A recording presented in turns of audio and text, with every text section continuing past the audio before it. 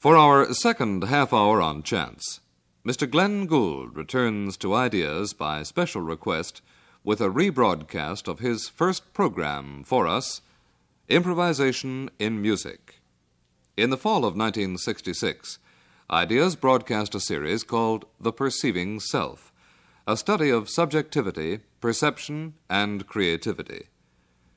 Glenn Gould's study of improvisation as his contribution to that series includes insights into chance music as one type of improvisation. Here, then, is the internationally acclaimed performer, critic, and writer Glenn Gould with his 1966 program for Ideas on improvisation. Some years ago, a friend of mine who was then at medical school had been reading about experiments in action painting and in chance music, and one night, having nothing better to do, he decided to sit down and compose his own chance action poem. He decided that since this was to be a very contemporary work, it must straddle that fine line between deliberation and chance, and that therefore, however arbitrarily, it must acknowledge a system. The system he decided upon was the selection of every 11th word from the editorial page of his evening newspaper, and he kept selecting these words until he had enough of them to furnish a 14-line sonnet. In matters of form, he was old-fashioned. Now, as it happened, the editorial page that day was heavily weighted with foreign comment, and the poem, as it emerged, took on a quite unique quality of international awareness. When it was finished, the author pruned certain lines where the metrical balance seemed rather casual, and with that done, turned to his most important creative responsibility, choosing the title. He was sufficiently au courant to realize that the most influential works of this kind have in common titles which are entirely unrelated to their contents, and he also knew that even in works with a decidedly aleatoric approach, the title must convey some very solid and concrete idea, such as to suggest that despite the radical techniques incorporated in the poem, their author harbors a genuine social concern. Well, at that time, he could not think of any more solid title than the name of the man who was then President of the United States. My friend was an American, Mr. Harry Truman. So he called the poem simply Harry Truman, filed it, and forgot it. But at this point, the plot thickens. The class wag in his school year heard about this poem, decided to get hold of a copy and mail it to the president, along with the author's return address. And so several weeks later, the mailman brought a letter on White House stationery, written by the secretary to the president and containing some highly complimentary remarks. The president wishes to extend his thanks for the splendid poem which you forwarded to him, and to tell you how very happy it makes him to know that young people, such as yourself, are finally able to appreciate just what he is trying to do. Well, it seems to me that the moral of this story, which is, I swear to you, absolutely true, touches upon a process central to our ability to form judgments about a work of art. Most of us tend to look for signs of premeditation, even when we're dealing with works in which the creative operation has been carried out without any sort of planning or forethought.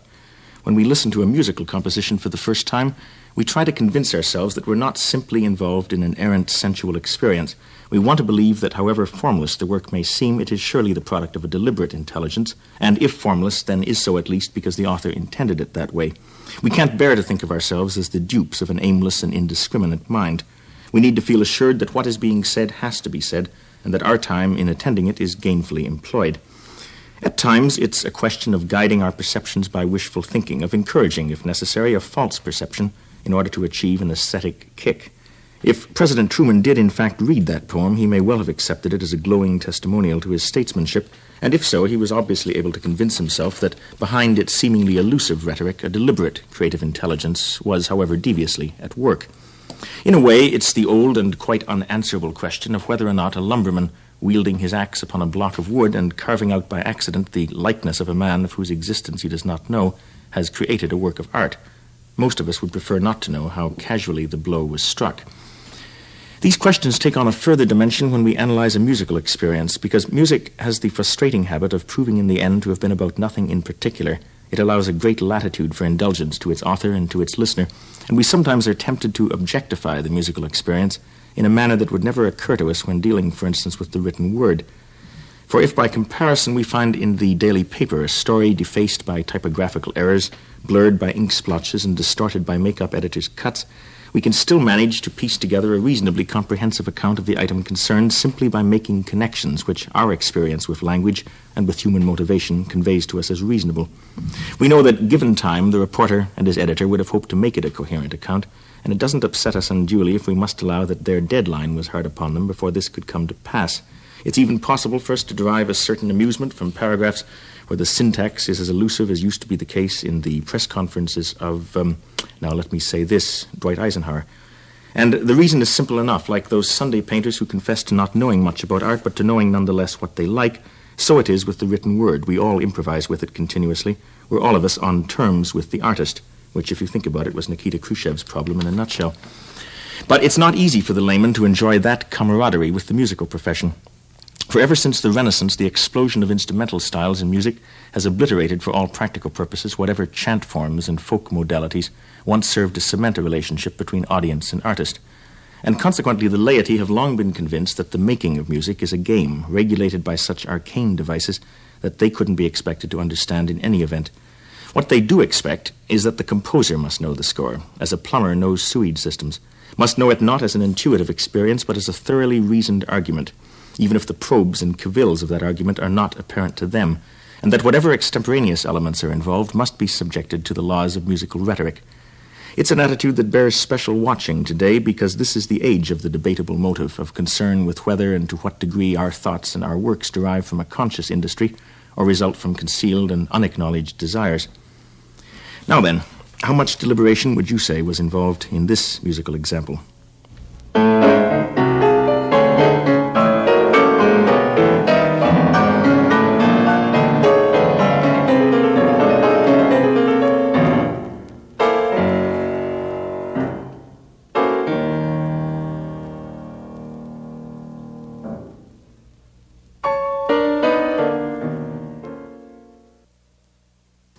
Now, before I identify that, how about this one?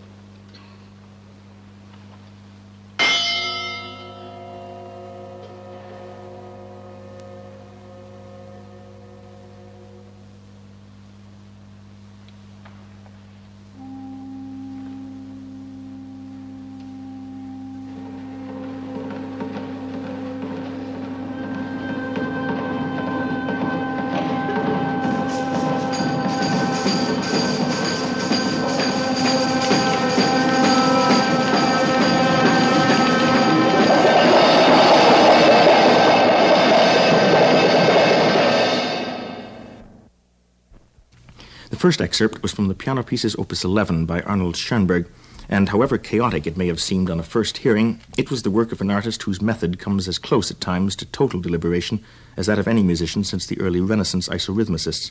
Yet if one listens to that example casually, it suggests an almost entirely haphazard harmonic, melodic, and rhythmic selection.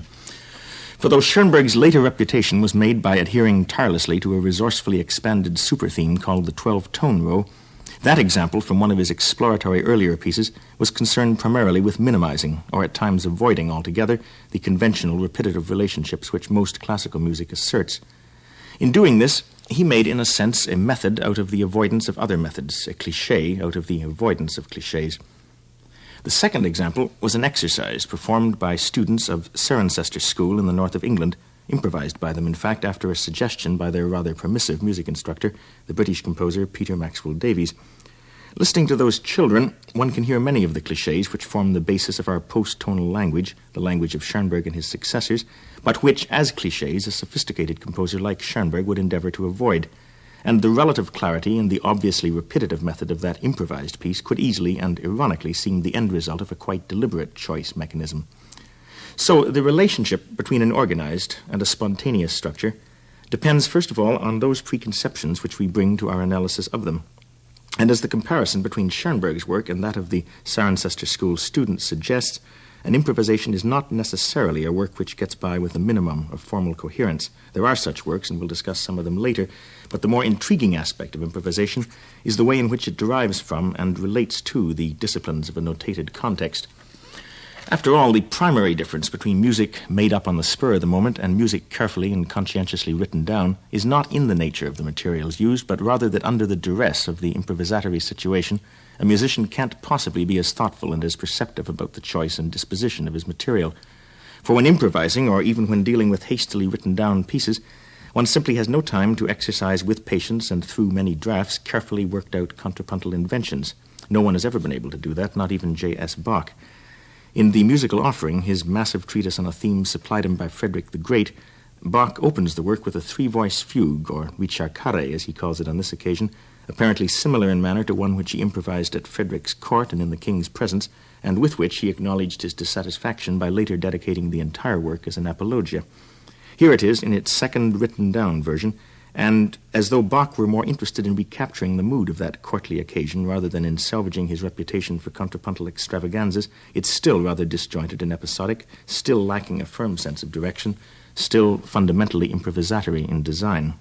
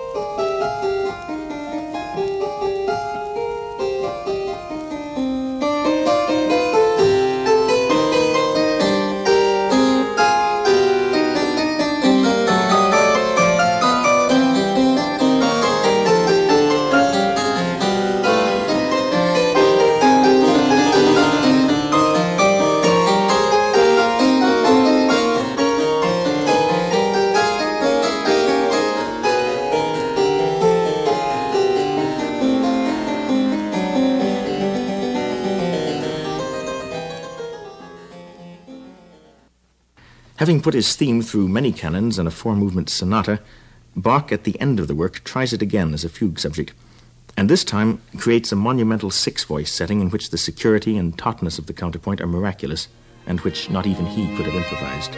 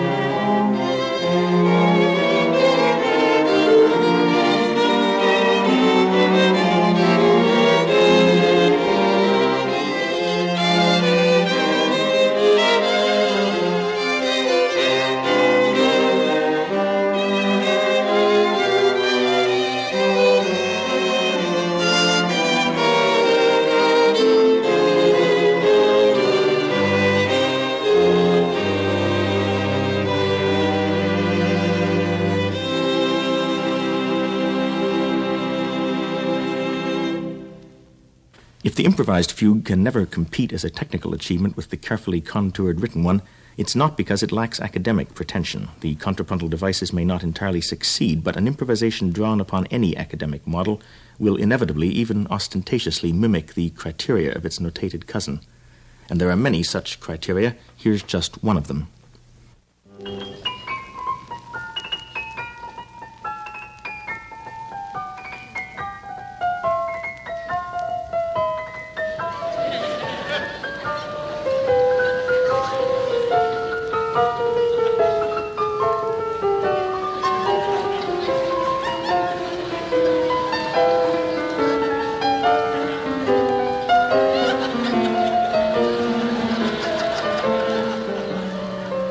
I bet you when he wrote this one, he was thinking of something else. Victor Borge. improvising his way through one inescapable cliché of Baroque style, the "this could go on forever and probably will" diatonic sequence. Sequences like that, which are identical repetitions of a phrase with only the pitch altered, are able to circumnavigate the chief relations of the home tonality almost indefinitely. They're among the most useful crutches for the improviser whose inspiration is temporarily curtailed. They serve him much as an automatic pilot serves an aviator. They won't get you down to the field or up over the weather, but they will at least keep you going until you can think of something to do. Borges' sequence was a very broad spoof of a sequential tradition which appears again and again in Baroque music, even in highly organized forms like the fugue. And it wasn't only minor masters of the Baroque who made use of such episodes. Even Bach, in his early years, often did, and the presence of such sequences in many of his instrumental fugues reminds us of the high improvisatory quotient in his first style. Bach, after all, was an indefatigable improviser, and here, in the fugue from his E minor toccata, it shows.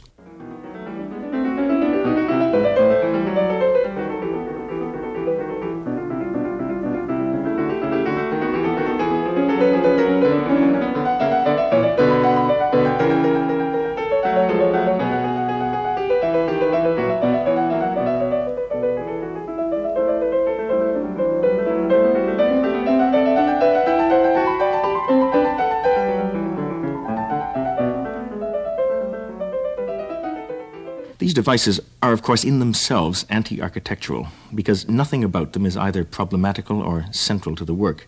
They may indeed perpetuate a fragment from one of the primary motivic strands of the piece, but they don't clarify it or increase our knowledge of it. They're devised primarily to kill time. Here's Mozart parlaying two similar sequences into a full page in one of his fantasias, a type of composition which owed its nomadic disposition directly to the improvisatory habit.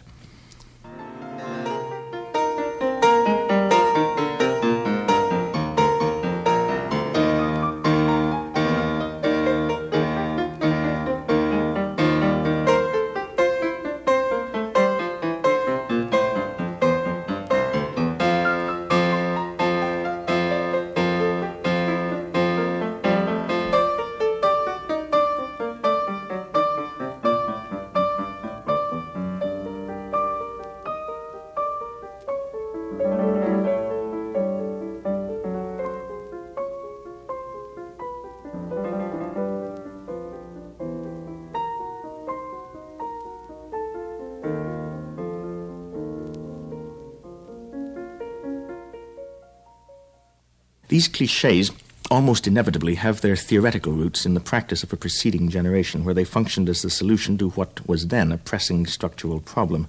In the case of Bach's toccata sequence, the composer was making use of the sort of diatonic depth-finding which was common in the latter half of the 17th century and which helped to stabilize the harmony of early tonal music. The sequence in Mozart's Fantasia would fit comfortably within the tonal spectrum of a composer a generation before his time, one of Bach's sons, perhaps. This chronological aspect is not unrelated to Marshall McLuhan's observation that the subject matter of one technology is the art form of the next. In this case, we could say that the discipline of one generation becomes the improvisatory substance of the next. And for that reason, these mechanical props which an improvisatorially inclined composer borrows from academic tradition not only enable him to avoid doing his compositional homework, but also inform us about the tradition to which he belongs and about the frequency of such devices in it. Like Freudian slips, these clichés tell us a great deal about the composer's background and about the musicians who influenced him or whose influence he endeavored to evade. Beethoven is a case in point. His career is not only dead center in the chronology of these last 3 centuries of instrument-based music, but in addition he embodies, for some people anyway, a transition in musical manner, in composing attitude, so to speak, between what are usually referred to as the classical and the romantic styles. But the interesting thing about Beethoven is not that his early work exclusively observes some severe architectural discipline called the classical style, and his later work becomes involved with that fantastical, quasi-improvisatory, psychologically ambivalent manner called romantic, but that in much of his music the two attitudes tend to coexist. A good example of just such coexistence is the first movement of his Sonata Opus 31, No. 2, the Tempest Sonata so-called, with its turbulence, its riotous chromaticism, its peculiar hesitancies, its vague, only half-focused recitatives, which have a sort of inkblot test relationship to the rest of the movement. They relate if you want them to.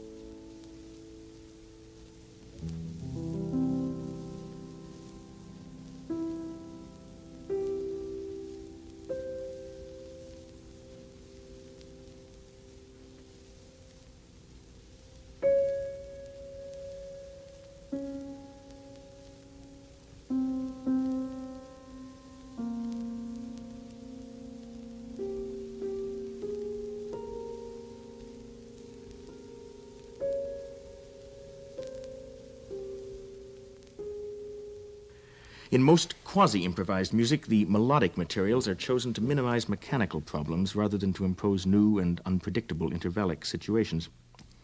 Hence, scale passages, arpeggiated figures, and a generous supply of ornaments are the improviser's melodic stock in trade. Materials of this sort predominate in improvisatory formats, whether the extemporaneous flights of jazzmen, the showtime amalgams of cocktail pianists, the cadenza tradition in concerto playing, or a few years back, those coy fantasias on themes submitted by the bald-headed gentleman in the third-row aisle, or the lady with the feather in the gallery with which Alec Templeton or Grace Castagnetta finished off their act. It's this rather lackadaisical approach to problems of structure which prompts the familiar caricature of the improvisatory tradition. It's undoubtedly the inspiration for those pre-Raphaelite paintings which show us a heaven-storming virtuoso agonizing before his instrument in a twilit bric-a-brac-filled garret, the reproductions of which turn up nowadays on Austrian cookie tins or as cosmetic ads in the New Yorker magazine. But this melodic thrashing about is by no means exclusively a 19th century tradition. In Bach's day, we find that kind of improvising in the recitative, especially in the instrumental recitative, which he was fond of incorporating into many of his early compositions.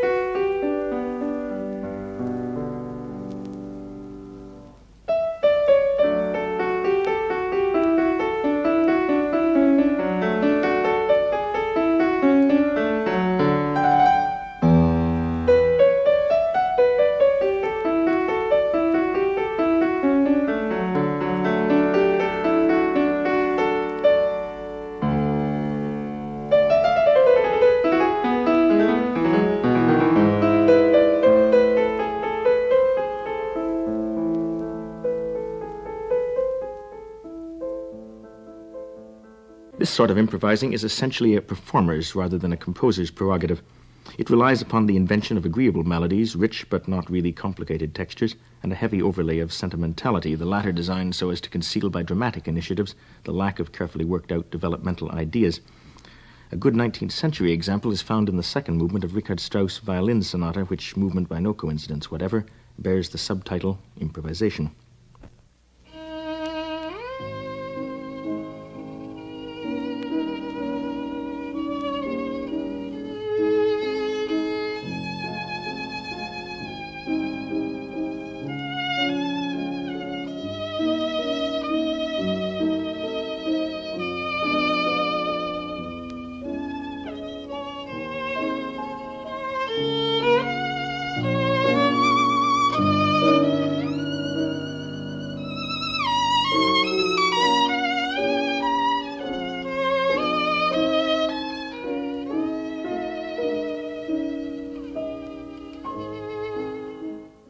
In his tone poem, Ein Heldenleben, Strauss superimposes upon fragments of his main theme an obstreperous, flirtatious, and mock-improvised violin solo for a scene in this musical autobiography dealing appropriately enough with the seduction of the beloved.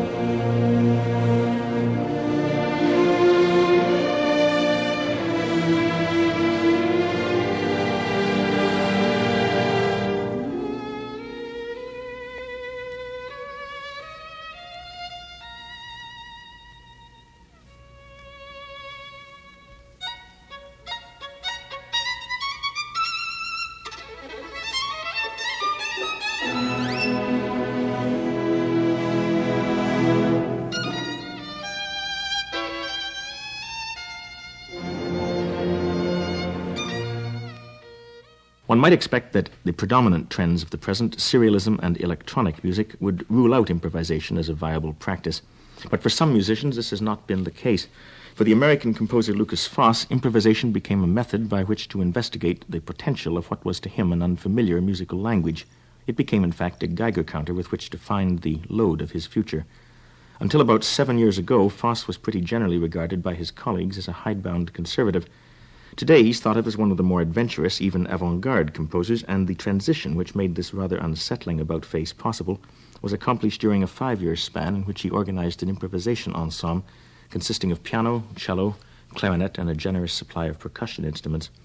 Their charter specified an operation within a contemporary aesthetic without relying upon any sort of standard notation, and while subjecting themselves to the same kind of split-second interreaction that Baroque harpsichordists built into their continuo playing. Here's a sample.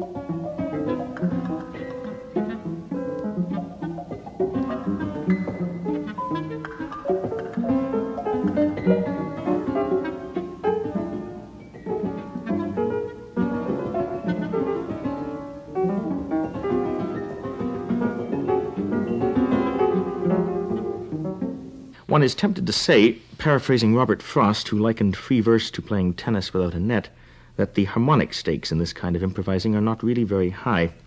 If one challenged those same instrumentalists to concoct without prior consultation amongst themselves a simple fugetta in the style of Telemann and in the key of C major, one would have a clearer notion as to whether such multiple improvising is sanctioned solely by the permissive climate of contemporary harmonic practice, or whether telepathy and intuition do indeed play a part in the result. In any case, in searching for his own future, Lukas Foss examined through improvisation the clichés of the immediate pointillist past, and from that investigation went on directly to write a work for voice and orchestra called Time Cycle, perhaps the most unique attempt at stylistic synthesis to have been produced in this generation. I suspect that the therapeutic aspect of improvisation has in fact served many earlier composers as well. Within every creative person there is an inventor at odds with a museum curator, and most of the startling things that happen in music are the result of some momentary gain by one at the expense of the other. The free-form extension which improvisation implicitly commends supplements and lends perspective to the controlled compositional experience which underlies musical theory. It brings one back to an encounter with certain primeval tenets of the idea of music. It reminds one that the will to communicate is antecedent to the urge to formulate communication, that for the composer, even as for the listener, there are limits to immediate comprehension, to a complete understanding of the why of his process, and that very deficiency augurs a certain tolerance in their relationship. Above all, it suggests to us the importance of distinguishing between sentiments inspired by genuine reaction and impression, and those aroused by the need to react and to feel impressed. And in offering that remarkably humbling experience to the jaded sophisticate, improvisation performs perhaps its most important function. In any case, for Harry Truman's sake, let's hope so. Glenn Gould, with the rebroadcast of his first program for Ideas on improvisation. Next Monday, Mr. Gould will provide us with a fresh-minted 1968 study of chance music. Until then, this is your host for Ideas, Ken Haslam. Good night.